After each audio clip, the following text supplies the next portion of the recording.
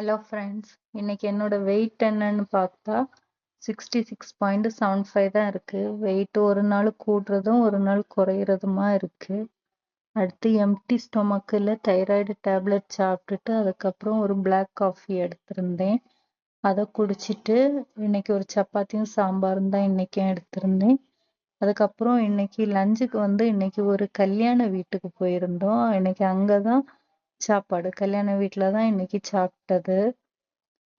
அங்கே 11 கூட்டு, சிக்கன், அப்புறம் ரைஸு, பருப்பு, ரசம், அதுக்கப்புறம் 3 பாயசம், போளி இதெல்லாம் வச்சு கொஞ்சம் நல்லாவே தான் இன்னைக்கு மதியம் சாப்பிட்ருந்தேன்.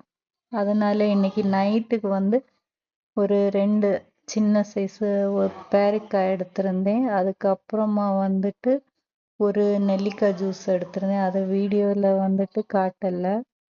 இவ்வளோதான். என்னோட வீடியோ பிடிச்சிருந்தா சப்ஸ்கிரைப் பண்ணுங்கள்.